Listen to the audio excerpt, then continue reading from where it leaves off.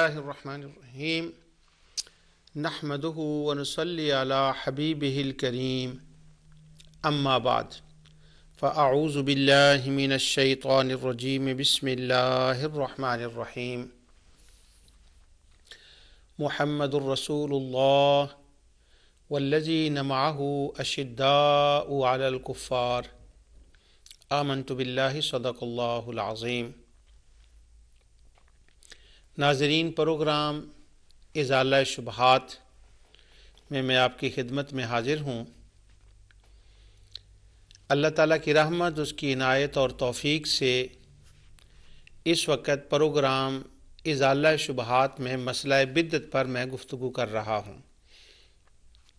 گزشتہ پروگراموں میں نے بدعت کے اوپر مختلف اینگل سے گفتگو کی کہ بدعت کا لفظ جو ہے اس کا کیا معنی ہوتا ہے۔ انشاءاللہ آج بھی اس پر کچھ گفتگو ہوگی۔ اور بدعت کا مطلب نیا کام ہوتا ہے، اگر وہ اسلام کے خلاف نہ ہو تو وہ کام کسی زمانے کے ساتھ اس کی قید نہیں ہوتی۔ نبی کریم صلی اللہ علیہ وسلم کے صحابہ کرام نے حضور علیہ الصلوۃ والسلام کے ظاہری زمانہ حیات میں نئے کام کیے اور ان کاموں کو اللہ تعالی نے قبول فرمایا، ان کا اجر دیا، اور نبی کریم صلی اللہ علیہ وسلم نے اس اجر کی ان کو خبر دی۔ یعنی کام انہوں نے خود شروع کیا، اللہ تعالی نے قبول بھی فرما لیا، اور خبر ان کو نبی کریم صلی اللہ علیہ وسلم نے دی کہ تمہارا وہ کام قبول ہو گیا۔ اگر کوئی نیکی کا کام جو قرآن و سنت کی روح کے خلاف نہ ہو، اگر اس کام کا شروع کرنا ہی بدعت سیئہ ہوتا، برا ہوتا، حرام ہوتا، بندہ جہنمی ہو جاتا، تو وہ صحابہ کرام وہ کام کرتے ہی کیوں؟ اسی طرح صحابہ کرام کے بعد نبی کریم صلی اللہ علیہ وسلم کے دنیا سے تشریف لے جانے کے بعد صحابہ کرام کے نئے کاموں کی فہرست اور میں نے وہ کام آپ کو دیے۔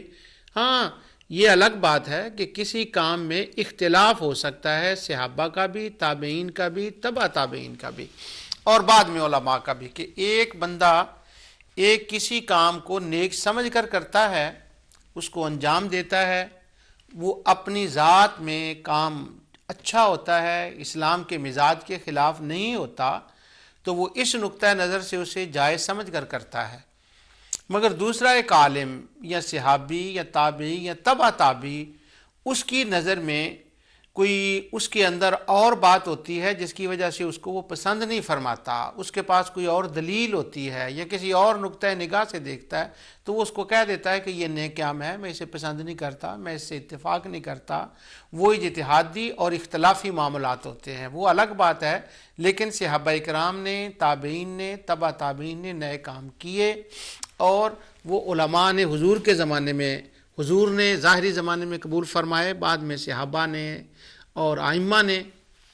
اس پر انشاءاللہ آگے بھی گفتگو ہوگی، پیچھے بھی میں کر رہا ہوں۔ آج جو میں آپ کے سامنے ایک چیز بیان کرنے والا ہوں بدعت کے حوالے سے، وہ یہ ہے کہ ہمارے شبہ ڈالنے والے دوست جب یہ کہتے ہیں کہ بدعت کیا ہے، تو ان کے ذہن میں ہمیشہ 4-5 باتیں ہوتی ہیں۔ ایک میلاد ہو گیا، عرس ہو گیا، 11ویں ہو گئی، جمعرات کی ختم ہو گیا، جمعے کے بعد صلاۃ السلام پڑھنا ہو گیا، بس یہی باتیں ہوتی ہیں۔ اور جتنی بدعت کے اوپر کلام کیا گیا ہے، کتابیں لکھی گئی ہیں، کروڑوں ڈالر اور پاؤنڈ لگائے گئے ہیں، وہ انہی معاملات کے اوپر ہیں۔ ابھی انشاءاللہ 1-2 پروگراموں کے بعد میں براہ راست ان چیزوں کو میں ٹچ کروں گا کہ جن کو بدعت کہا گیا اور ان کے اوپر کتابیں لکھی گئی، اور وہ کون سے معاملات ہیں جن کو بدعت کہا گیا۔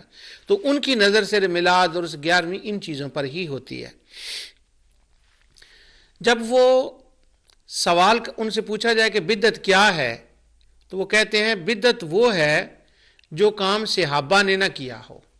یعنی پہلا سٹیپ یہ ہوتا ہے کہ وہ کام صحابہ نے نہ کیا ہو۔ تو یہ ایک پہلا ایک فیشن بن گیا ہے کہ یہ کام صحابہ نے کیا ہے، جی نہیں صحابہ نے تو نہیں کیا۔ اب جو اگلا بندہ ہوتا ہے وہ ہر بندے کی حدیث، کتاب و تاریخ پر نظر تو نہیں ہوتی کہ وہ بتا سکے۔ ہر ایک بندے نے ابن حجر کی الاصابہ تو نہیں پڑھی، اس ذوالغابہ تو نہیں پڑھی، ابن عبد البر کی الاستیاب تو نہیں پڑھی، کتب ستہ تو نہیں پڑھی، مسانید احادیث کی کتاب تو نہیں پڑھی، اور ان کو اس کی اصل کا تو معلوم نہیں ہوتا، تو وہ بیچارہ اپنے علم کے مطابق کہہ دیتا ہے کہ صحابہ نے نہیں کیا، تو وہ کہتے ہیں یہ بدعت ہو گیا۔ یعنی بدعت کا معنی ان کے نزدیک یہ ہے کہ جو کام صحابہ کرام نے نہ کیا ہو، اب اور اس سے اگلا سٹیپ وہ ہے کہ وہ نبی کریم صلی اللہ علیہ وسلم نے کام نہ کیا ہو، لیکن وہ نبی کریم صلی اللہ علیہ وسلم نے کام کیا ہے کہ نہیں، اس پر تو میں گفتگو کر چکا ہوں پچھلے پروگراموں میں۔ آج میں نے صحابہ تک اپنی گفتگو کو محدود رکھنا ہے۔ تو پہلا سوال ہوتا ہے کہ یہ کام صحابہ نے کیا نہیں، تو وہ بدعت ہے۔ تو وہ بدعت اس کام کو کہتے ہیں جو صحابہ نے نہ کیا ہو۔ اس کے لیے میں آپ کے سامنے ایک ریفرنس پڑھتا ہوں، پھر میں اگلے دلائل ان کے پیش کرتا ہوں کہ اس کے اوپر وہ دلیل کیا دیتے ہیں۔ یہ میرے ہاتھ میں کتاب ہے، اس کا نام ہے راہ سنت، مولانا سرفراز خان صفدر صاحب کی یہ کتاب لکھی ہوئی ہے۔ اور راہ سنت کا مطلب یہ ہے کہ سنت اور بدعت کے خلاف، اور اس کے اندر جتنے مضامین ہیں وہ سارے یہی ہیں، میلاد اور عرس اور اونچی ذکر کرنا، بس یہی ہے، اسی کو وہ بدعت کہتے ہیں، اسی کے مسئلے کے اوپر انہوں نے کتاب لکھی۔ اصل میں یہ کتاب جال حق، جو کتاب حضرت علامہ مولانا مفتی احمد یار خان نعیمی رحمۃ اللہ تعالی علیہ کی کتاب ہے، اس کے اندر جو بدعت کا باب ہے اس کے جواب میں انہوں نے یہ کتاب لکھنے کی کوشش کی ہے۔ تو وہ اس کے اندر بدعت کا معنی بیان کرتے ہوئے لکھتے ہیں، شاطبی سے وہ اس معنی کو نقل کرتے ہیں، وہ کہتے ہیں کہ ہر وہ عبادت جس کو صحابہ کرام نے نہیں کیا سو تم بھی اس کو مت کرو۔ یعنی کام بدعت کیا ہے؟ بدعت کی تعریف یہ ہے کہ جو کام صحابہ نے نہ کیا ہو، یہ بدعت کا معنی وہ لکھ رہے ہیں۔ آگے حافظ ابن کثیر کے حوالے سے وہ لکھتے ہیں کہ اہل سنت و جماعت یہ فرماتے ہیں جو قول اور فعل جناب رسول اللہ صلی اللہ علیہ وسلم کے حضرات صحابہ کرام سے ثابت نہ ہو تو وہ بدعت ہے، اس کام کا کرنا بدعت ہے۔ تو یعنی بدعت کا معنی انہوں نے یہ لکھا کہ جو کام صحابہ کے زمانے میں نہ ہوا ہو۔ اس کے اوپر انہوں نے دو کوٹیشن دی ہیں، دو ریفرنس دیے، ایک حافظ ابن کثیر کا اور ایک شاطبی کا، مگر اس میں نہ شاطبی نے یہ بات بتائی ہے کہ یہ معنی انہوں نے کہاں سے اخذ کیا ہے، نہ ہی حافظ ابن کثیر نے اور نہ ہی انہوں نے اس کے اوپر آگے کو دلیل دی ہے کہ کیا یہ بات بنتی ہے کہ وہ کیسے یہ اخذ کر لیا، کیونکہ بدعت کا لفظ جو ہے اگر یہ ہم کہہ دیں کہ جو کام صحابہ کے زمانے میں نہ وہ بدعت ہے، تو بدعت کا لفظ تو نبی کریم صلی اللہ علیہ وسلم کے دنیا میں تشریف لانے سے پہلے استعمال ہوتا تھا۔ اللہ تعالیٰ نے کائنات کو پیدا فرمایا تو بدیع السماوات والارض کہا کہ اللہ تعالیٰ نے زمین و آسمان کو بنایا، ایجاد کیا۔ وَرَهْبَانِيَّةً ابْتَدَعُوهَا، اور وہ جو صالحین تھے حضرت عیسیٰ علیہ السلام کے امتی، ان کے بارے میں کہ انہوں نے بدعت کا کام کیا، تو بدعت کا لفظ تو پہلے بھی استعمال ہوتا تھا۔ تب یہ کہنا کہ بدعت وہ کام ہے جو صحابہ نے نہ کیا ہو، یہ تو بدعت کے معنی کے مفہوم کے مخالف ہے، یہ تو وہ بات بنتی نہیں ہے، ہاں اس کو کسی نے بھی ذکر کیا ہو، شاطبی نے کیا ہو یا حافظ ابن کثیر نے کیا ہو، اس جگہ پر انہوں نے اس کی وضاحت نہیں کی۔ لیکن دوسرے مقامات پر اور جو دیگر صاحب ہیں انہوں نے ایک اور روایت نقل کی ہے، جس روایت سے انہوں نے سرفراز خان صفدر صاحب نے بھی کی ہے اور لوگوں نے بھی کی ہے۔ وہ کہتے ہیں کہ بدعت کا یہ کہاں سے ہم نے لیا ہے کہ بدعت کا یہ معنی ہے، اس کے اوپر انہوں نے ایک روایت لکھی ہے، بخاری مسلم کی ہے، اور یہ انہوں نے بیان کیا ہے، یہ 42 پیج کے اوپر ہے۔ میں ابھی ترجمہ پڑھ دیتا ہوں، بعد میں پوری روایت پڑھتا ہوں۔ کہتے ہیں کہ بدعت یہ کہاں سے پتہ چلا کہ وہ کام بدعت ہے جو صحابہ نے نہ کیا، تو کہتے ہیں نبی کریم صلی اللہ علیہ وسلم نے ارشاد فرمایا کہ بہترین لوگ وہ ہیں جو میرے زمانہ میں ہیں، پھر ان کے بعد والے، پھر ان کے بعد والے، پھر ایسی قومیں آئیں گی جن کی شہادت کے قسم سے ہوگی اور شہادت اور گواہی سے سبقت کرے گی۔ تو انہوں نے کہا یہ بخاری مسلم میں، مسند طیالسی میں اور دیگر کتبوں میں کتابوں میں یہ روایت ہے۔ آگے اسی حدیث کو انہوں نے دوبارہ مشکات کے حوالے سے لکھا کہ انہوں نے بھی حضور نے فرمایا کہ میرا زمانہ بہتر ہے۔ تو اس کا مطلب ہوا جو کام صحابہ کے زمانے میں نہ ہو تو وہ کام بدعت ہو گیا۔ اب میں اس کے بعد انشاءاللہ میں ڈائریکٹلی وہ روایات پڑھتا ہوں آپ کے سامنے، اور آپ کو میں دعوت دیتا ہوں کہ آپ بھی ذرا خالی ذہن ہو کر اس بات کو تھوڑا سا سوچیں کہ کیا یہ بات بنتی ہے۔ یہ جو انہوں نے بخاری مسلم کی حدیث لکھی ہے، پہلے میں وہ حدیث آپ کو پڑھ کر بتاتا ہوں کہ نبی کریم صلی اللہ علیہ وسلم نے ارشاد فرمایا، فضائل صحابہ میں بخاری اور مسلم دونوں جگہ پر یہ روایت آئی ہے کہ عمران ابن حسین فرماتے ہیں، قال قال رسول اللہ صلی اللہ علیہ وسلم، خیر امتی کرنی ثم الذین یلونہم ثم الذین یلونہم، کہ نبی کریم صلی اللہ علیہ وسلم نے ارشاد فرمایا، حضرت ابو سعید خدری رضی اللہ تعالیٰ نے فرمایا کہ ایک زمانہ آئے گا کہ ایک زمانہ آئے گا، میرا زمانہ سب سے بہتر زمانہ ہے، پھر جو ان کے بعد زمانہ آئے گا، پھر جو ان کے بعد زمانہ آئے گا۔ تو گویا نبی کریم صلی اللہ علیہ وسلم نے اپنے زمانے کو بہتر فرمایا، پھر صحابہ کے زمانے کو، تابعین کے، تبع تابعین کو۔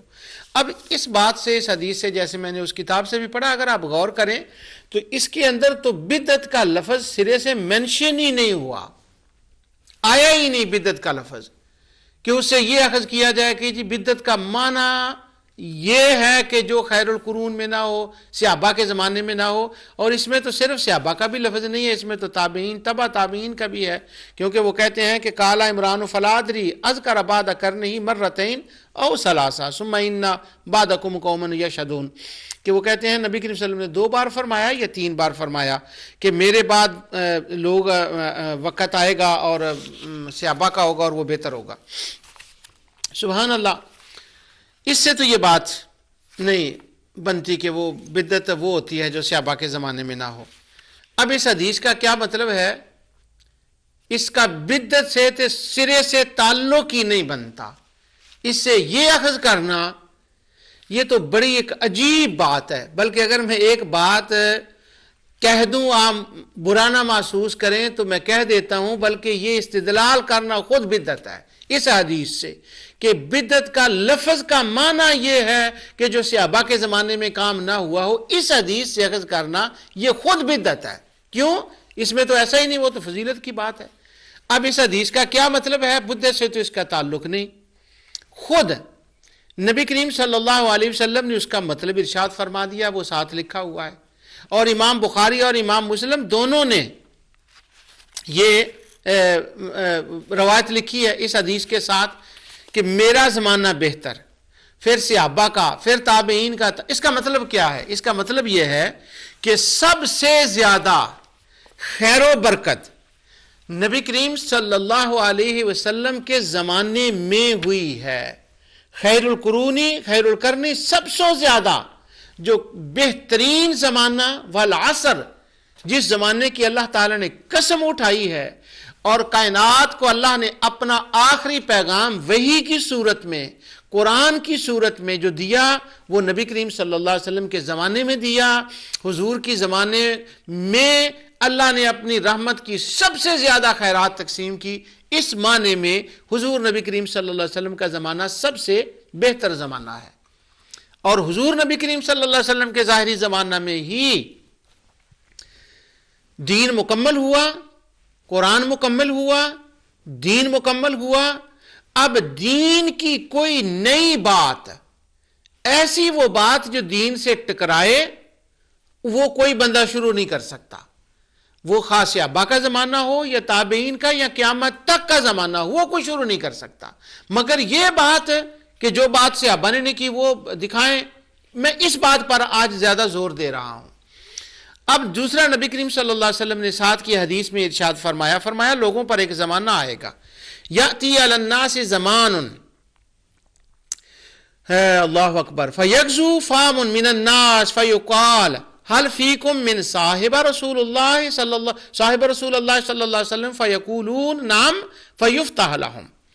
حضور فرماتے ہیں میرا زمانہ تو بہتر اس لحاظ سے ہے کہ میں ہوں اور خدا کی وحی آتی ہے، خیر و برکت نازل ہوتی ہے۔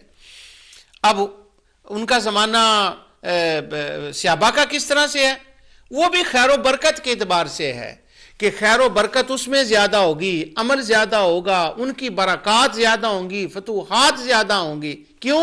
آگے اس کی مثال دی۔ حضور نے فرمایا کہ زمانہ آئے گا جنگ ہو رہی ہوگی کہیں اور جنگ ذرا مشکل ہوگی، تو جب وہ مشکل ہوگی تو کوئی آواز دینے والا کہے گا کہ کیا ان مجاہدین میں، ان لوگوں میں، فیقال حل فیکم من صاحب رسول اللہ صلی اللہ علیہ وسلم، کیا تم میں کوئی رسول اللہ صلی اللہ علیہ وسلم کا صحابی ہے؟ مشکل جنگ میں ہے صحابی؟ فیقولون، تو لوگ کہیں گے نعم، ہاں ہاں ہاں ہے صحابی۔ فیفتح لہم، بس اتنی بات کہنے کی دیر ہوگی کہ اللہ اس لشکر کو فتح دے دے گا اس صحابی کی برکت کی وجہ سے۔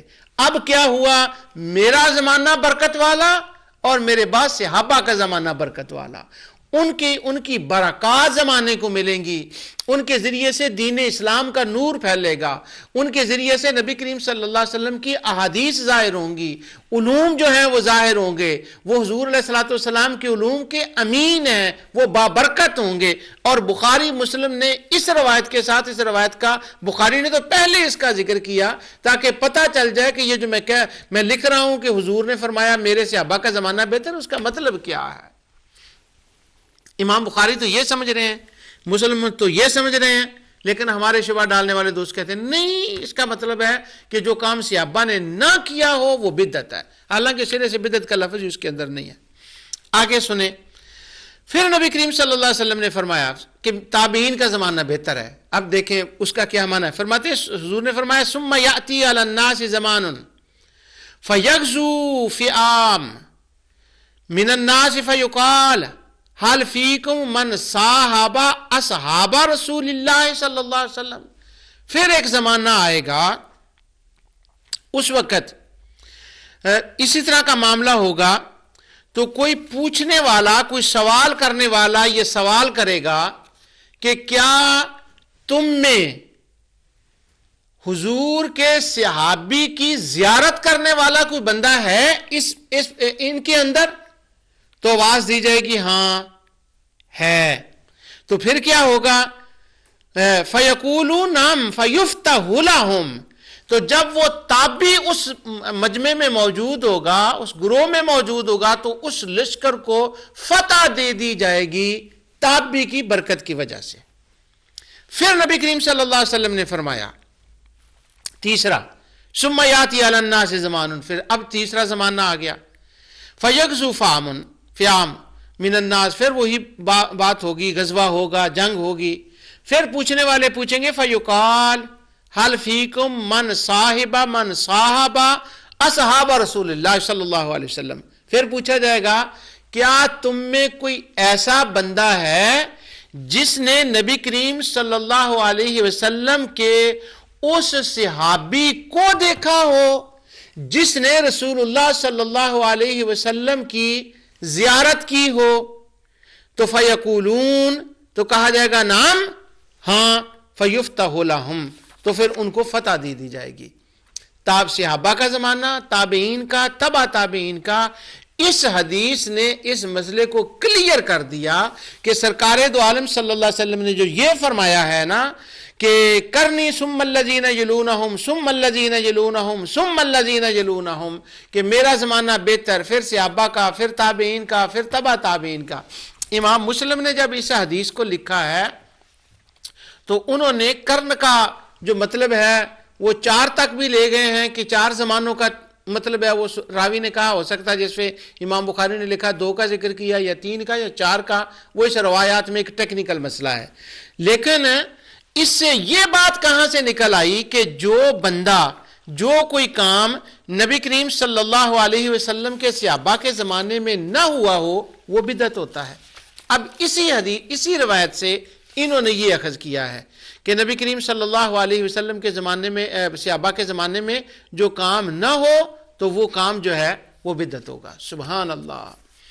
ویسے کمال یہ ہے، میں صدقے جاؤں، میں قربان جاؤں، ایسے اجتہاد پر، ایسے فہم پر اور ایسی علمی بصیرت پر اور ایسے کمال علم پر کہ لفظ بدعت وہاں ہے ہی نہیں، بدعت کی سرے سے باس ہی نہیں ہے، اور لیکن وہ کسی کو نظر نہیں آتی. میں نے اینک اتار کر دیکھوں تو مجھے نظر نہیں آتا.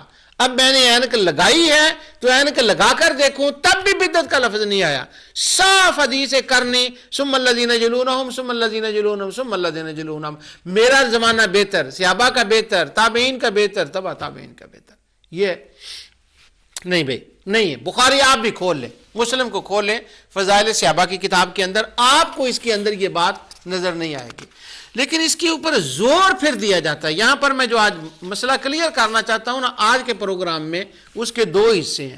پہلا تو یہ جو ابھی میں آپ کے سامنے بیان کر رہا ہوں، ابھی دوسرا میں چھیڑوں گا اس کے بعد، کہ یہ سرے سے کہنا ہی غلط ہے کہ بدعت وہ ہوتا ہے جو نبی کریم صلی اللہ علیہ وسلم کے صحابہ نے کام نہ کیا ہو. نہیں، بدعت کا مطلب ہوتا ہے شروع کرنا، خواہ وہ کام کسی زمانے میں کسی وقت میں شروع ہوا ہو. اس کام کی نیچر کو دیکھیں گے. اگر کام نیچر اسلام کے خلاف ہوگا، فطرت اسلام کے خلاف ہوگا، اسلامی احکام کے خلاف ہوگا، خواہ وہ نوح علیہ السلام کے زمانے میں شروع ہو، وہ ابراہیم علیہ السلام کے زمانے کے بعد شروع ہو، وہ حواریین کے زمانے میں شروع ہو، یا وہ عمر بن لوہی نے شروع کیا ہو، یا وہ کسی اور نے شروع کیا ہو، اس کام کی نیچر کو دیکھیں گے. میں پچھلی بار اور روایات پڑھ چکا ہوں کہ عمر بن لوہی نے نئے کام شروع کیے، کہا گیا یہ بدعت ہیں، یہ حرام ہے، یہ کفر ہے، یہ شرک ہے. اب وہ صحابہ کے زمانے کی بات تو نہیں تھی. مطلب یہ کہ دیکھا یہ جائے گا کام کیا ہے. آج ہمارے زمانے میں اگر کوئی بندہ کام شروع کرے، میں ایک مثال دے رہا ہوں، وہ کہے کہ اگر میں نماز پڑھتے وقت میں چیئر پر بیٹھا ہوں، اس وقت میں چیئر کی مثال دے دیتا ہوں، وہ یوں کہے کہ 4 کرسیاں میں اپنی دائیں جانب رکھ لوں، 4 کرسیاں بائیں جانب رکھ لوں، 4 پیچھے رکھ لوں، 4 آگے رکھ لوں، اور ان کرسیوں کے جرمٹ میں، ان کرسیوں کے درمیان میں 2 نفل پڑھوں. تو جب یہ میں 2 نفل پڑھوں گا تو یہ زیادہ نفل قبول ہوں گے، ان پر زیادہ ثواب ہوگا. اور وہ اس طرح سے شروع کر دے اور لوگوں کو کہے کہ اس طرح سے نماز پڑھو، کرسیاں ارد گرد رکھ لو، کیونکہ یہ قبولیت کا سائن ہے. اب اس کو کہیں گے بدعت سیئہ، کہیں گے نیا کام شروع ہوا پر کام ہے برا. اس کا یہ مطلب نہیں کہ وہ صحابہ کے زمانے میں ہوا ہے کہ نہیں، یہ تو سرے سے بحث ہی نہیں ہے. بات یہ ہے کہ کام اپنی نیچر میں، یہ کام برا ہو گیا، یہ بدعت سیئہ ہو گیا. لہٰذا کام اس طرح سے دیکھیں گے کہ یہ کام غلط ہو گیا. ایک بندہ وہ قرآن کریم کی تلاوت کرے اور سامنے آگ جلا لے. آگ کا میں مطلب یہ کلیئر کر دوں کہ انگلینڈ کے اندر اب تو آگ کا زمانہ نہیں رہا، کولے لوگ جلا لیتے ہیں کمرے کے اندر کہ وہ کمرہ رہے نماز کے وقت، وہ نہیں میں ایک بات کر رہا کہ کمرہ. ایک بندے نے آگ جلا لی اور قرآن کی تلاوت شروع کر دی، اور وہ ساتھ آگ کی طرف دیکھتا ہے اور وہ یہ گمان کرتا ہے، یہ کہتا ہے، اعلان کرتا ہے، عقیدہ رکھتا ہے کہ آگ کی معیت میں آگ کے ساتھ قرآن کی تلاوت کرنے کا ثواب زیادہ ہوگا. اب یہ نیا کام ہے، حرام ہے، بدعت سیئہ ہے. اس کے اوپر وہ جتنی آپ احادیث بدعت کے رد میں آئی ہیں ان کو آپ بات کر لیں تو وہ کام بات درست ہو گئی. یہ مثال میں نے اس لیے دی ہے کہ یہ نہیں کہ صحابہ کے زمانے میں ہو، کسی زمانے میں بھی ہو تو اگر نیک کام ہو تو اس کا ثواب ہوگا، برا کام ہو تو برا ہوگا. لیکن اس کا شروع کرنے والے عالم ہو، شریعت کے پابند ہو، صالحین ہو، اور اس کے اندر وہ اسلام کی اشاعت کا سبب ہو، دین کا کام ہو، اللہ تعالیٰ کی قربت کا سبب ہو، نہ اس کے اندر جا ہو، نہ اس کے اندر شہرت مقصود ہو، نہ اس کے اندر وہ کسی اسلام کے حکم سے ٹکرائے. یہ بدعت کا معنی یہ میں شروع سے کہتا آ رہا ہوں. مگر یہ کہ جو صحابہ کے زمانے میں نہ ہو اور یہ روایت پیش کر دینا، اس روایت سے وہ بات نہیں نکلتی جو ہمارے دوست دھکے سے، زور سے، ڈالر، ریال، تیل کے زور پر نکالتے ہیں نا، وہ بات اس بخاری مسلم سے نہیں نکلتی. اگر نکلتی ہو تو مجھے ضرور بتا دیں. اگر کوئی ایسی اینک ہو جس سے وہ الفاظ یہاں نظر آ جائیں تو مجھے بھی وہ اینک بتا دیں. اس سے تو اس کا کوئی تعلق نہیں. یہ تو بات کلیئر ہو گئی کہ اس روایت سے، اس حدیث سے یہ بات نہیں نکلتی. اب وہ کوئی روایت لائیں آپ کہ جس کے اندر یہ ہو کہ جو کام صحابہ نے نہ کیا ہو، جو کام وہ بدعت ہوتا ہے، اس پر خدا کا فرمان لائیں، اس پر مصطفیٰ کا فرمان لائیں. کسی لکھنے والے کی شاطبی کی بات بھی نہیں ہے، یا کسی بات کی بات بھی نہیں ہے کہ وہ جی ابو شامہ نے لکھا، وہ فلاں نے لکھا۔ ایک طرف تو کہتے ہیں جی کہ ہم اللہ اور اس کے رسول کی غلامی کا جو ان کی اتباع ہے وہ گلے میں ڈالتے ہیں، اور پھر شاطبی پر جا کھڑے ہوتے ہیں، پھر وہ فلاں پر جا کھڑے ہوتے ہیں۔ اللہ اور اس رسول کا فرمان لائیں کہ بدعت یہ ہو کہ جو صحابہ کے زمانے میں نہ ہو وہ کام بدعت ہے، یہ لائیں۔ اور میں نے تو آپ کو بتا دی، آیتیں پڑھ کر بتا دیں کہ بدعت ایک لفظ ہے، اس کا مطلب شروع کرنا، اس کا کسی زمانے سے کوئی تعلق نہیں۔ بدیع السماوات والارض، کائنات کی کوئی چیز نہیں بنی، اور خدا فرماتا ہے میں نے اس وقت ایجاد کی بدیع السماوات والارض، اس وقت ہو گیا۔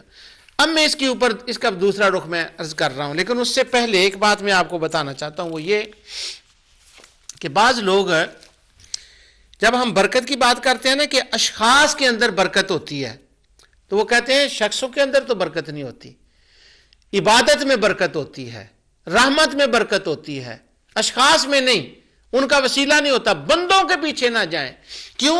وہ کہیں لوگ بت بنا کر نہ پوجنے لگ جائیں۔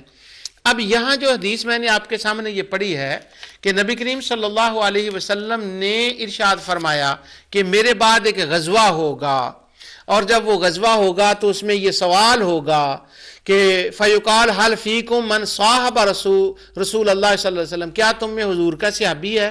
پھر تابعی کے بارے میں سوال ہوگا، پھر تبع تابعی کے بارے میں سوال ہوگا۔ تو جو لوگ اشخاص سے اتنا دور بھاگتے ہیں کہ شخصوں کی، بندوں کی برکت نہیں ہوتی، عملوں کی برکت ہوتی ہے، یہاں عمل کی بات نہیں ہو رہی، یہاں ذوات کی بات ہو رہی ہے، یہاں بندوں کی بات ہو رہی ہے، کام کی بات نہیں ہو رہی، نام کی بات ہو رہی ہے۔ اللہ کے راستے میں وہ جہاد تو کر ہی رہے ہیں، مگر آج جو فتح مل رہی ہے، آج خدا اپنے بندوں کی شان ظاہر فرمانا چاہتا ہے۔ فرمایا آج جو میں تمہیں فتح دے رہا ہوں وہ کام کی بنا پر نہیں ہے، وہ آج نام کی بنا پر فتح دے رہا ہوں، صحابی کی وجہ سے ہے، اس کی برکت سے ہے، تابعی کی برکت سے ہے۔